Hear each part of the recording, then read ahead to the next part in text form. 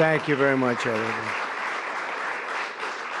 And I'd like to start by saying that our country is doing very well. Things are, as you can see, doing quite well. Please sit down. Before we begin, I just want to announce that I signed a proclamation a few moments ago honoring the 250th anniversary of Patrick Henry's famous speech to the Second Virginia Convention, in which he declared very well-known, very famous words, "Give me liberty or give me death." Has anyone heard the phrase? I think most of you have.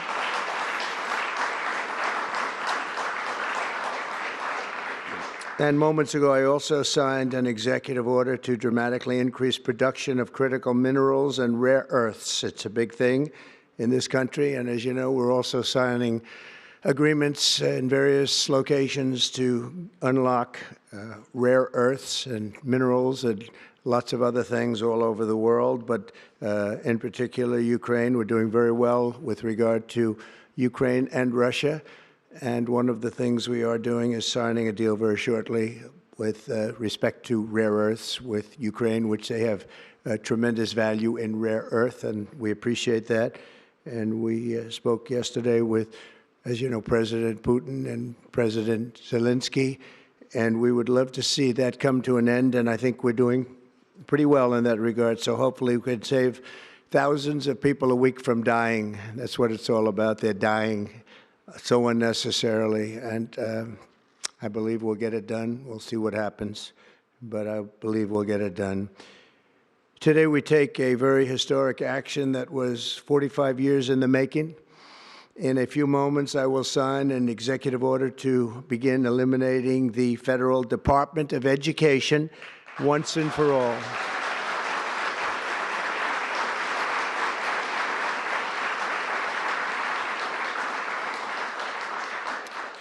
And it sounds strange, doesn't it? Department of Education, we're going to eliminate it, and everybody knows it's right.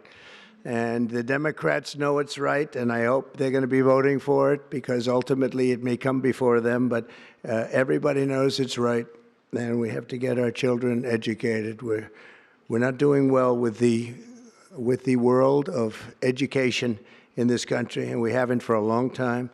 And we're pleased to be joined today by the woman who I chose because she's an extraordinary person, and hopefully she will be our last Secretary of Education, Linda McMahon. Linda, thank you. Thank you very much. That's another interesting statement. It's an interesting opening, right? But it's true, and it's been amazing how popular this has been. I tell people that this is what I'm doing today, and they say, oh, it's about time. Everybody says it. Republicans and Democrats have said it. They're all saying it. Also with us are some terrific people. Governors Greg Abbott. Greg, thank you very much. Governor Ron DeSantis, thank you very much, Ron. Mike Braun, congratulations on your victory, Mike. That was a big one. Mike DeWine, thank you very much, Mike. Jeff Landry. Jeff, thank you very much, Jeff.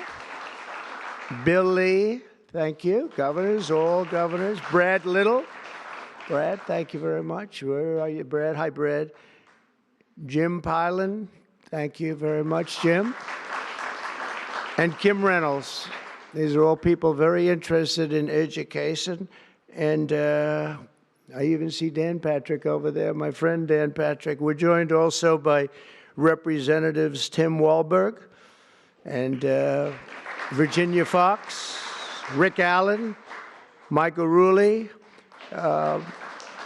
and again, Dan Patrick. Thank you very much, Dan. You've been a great friend of ours. And State Attorneys General Ken Paxton. Ken, I see you there. Andrew Bailey. Andrew, what a job you've done, Andrew. You have some good cases going. You've done a great job. Thank you very much. And co-founder of Moms for Liberty, Tiffany Justice. She's been a hard worker. Thank you. Thank you, Tiffany. When President Carter created the Federal Education Department in 1979, it was opposed by members of his own cabinet, as well as the American Federation of Teachers, the New York Times editorial board, and the famed Democrat Senator Daniel Patrick Moynihan. History has proven them right, absolutely right.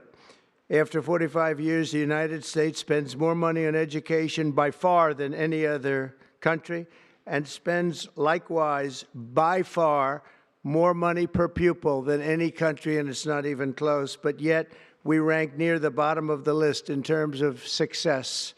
It's an amazing stat. Those are two stats you don't want. The most money spent per pupil, and you're at the bottom of the list. And that's where we are, like it or not, and we've been there for a long time. 70% of 8th graders are not proficient in either reading or in math, 70%. 40% of 4th graders lack even basic reading skills, can't read. Students in our public elementary and middle schools score worse in reading today than when the department opened, by a lot. In Baltimore, 40% of the high schools have 0 students who can do basic mathematics. Not even the very simplest of mathematics. I said, give me your definition of basic, and they're talking about like adding a few numbers together. Despite these breathtaking failures, the department's discretionary budget has exploded by 600% in a very short period of time, and it employs bureaucrats in buildings all over Washington, D.C. And as a former real estate person, I will tell you, I ride through the streets of Washington, and it says Department of Education, Department of Education. I said, how do you fill those buildings? It's crazy what's happened over the years.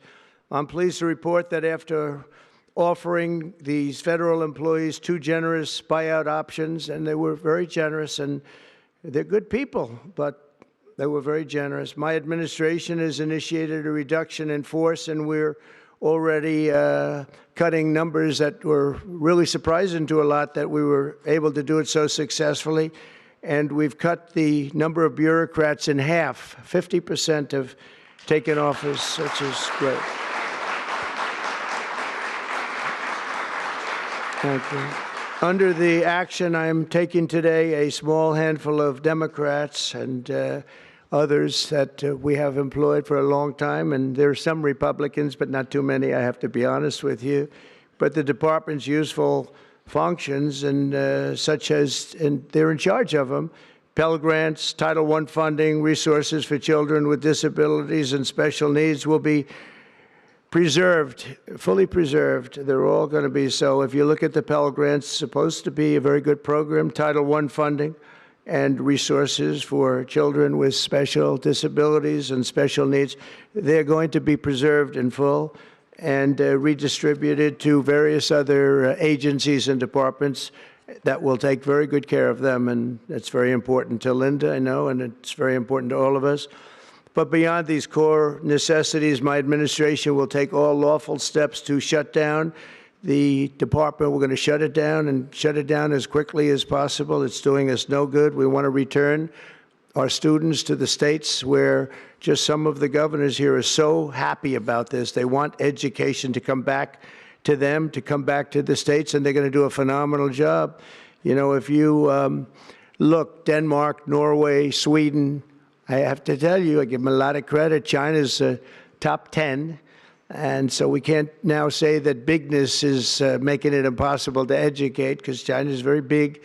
But you have countries that do a very good job in education. And I really believe, like some of the governors here today, from states that run very, very well, including a big state like Texas, but states that run very well are going to have education that will be as good as Norway, Denmark, Sweden, and those top, Finland, those top countries that do so well with education. I think they'll do every bit as well. And what do you think about that, Governor? Do you agree? I think so. Ron, do you agree? I think so. Florida? Iowa? That's right. I really believe that. They'll be as good as any of them. And then you'll have some laggards, and we'll work with them. And we can all tell you who the laggards will be right now, probably, but let's not get into that.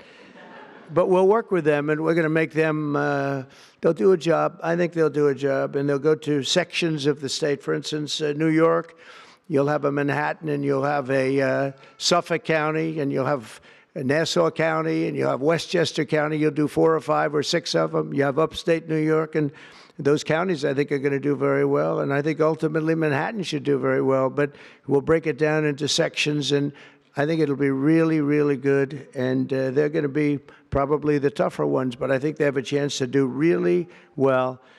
But we're going to be returning education very simply back to the states where it belongs, and this is a very popular thing to do, but much more importantly, it's a common sense thing to do, and it's going to work. Absolutely, it's going to work, and I can tell you from dealing with the governors and others in the state, they want it so badly. They want to take their children back and really teach their children individually. Probably the cost will be half, and the education will be maybe many, many times better. So we look forward to this. I want to just make one little personal statement. Teachers, to me, are among the most important people in this country, and we're going to take care of our teachers. And I don't care if they're in the union or not in the union. That doesn't matter. But we're going to take care of our teachers, and I believe the states will take actually better care of them than they are taken care of right now. They'll work all sorts of systems and even merit systems. Those great teachers are going to be maybe a little bit better rewarded, or maybe that's the way it should be, but the states are going to make that decision. But we're going to love and cherish our teachers along with our children, and they're going to work with the parents, and they're going to work with everybody else, and it's going to be an amazing thing to watch, and it's really going to be something special. And Linda, you're presiding over something that's so important, and you're going to do a fantastic job, just like you have your whole life. I know your whole life I've been watching you. I've been watching you for a long time. She's had nothing but success. So it's tremendous to have you, and hopefully you won't be there too long, but we're going to find something else for you, Linda, okay? So this will conclude what we are talking about with respect to our most cherished group of people, and that's our children. We want to have our children well educated.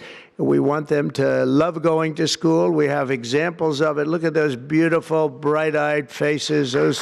They are so smart. They're so smart.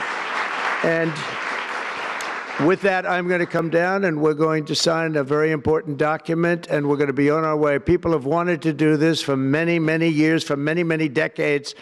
And I don't know, no president ever got around to doing it, but I'm getting around to doing it, so thank you very much. Hi, I'm Monty Torres with Fox 26 News on YouTube. Thank you for checking out our YouTube channel, where we have loads of great content for you to choose from.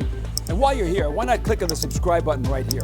That way you can stay in touch with all the latest breaking news, everything news related within the Central Valley. And thank you for watching.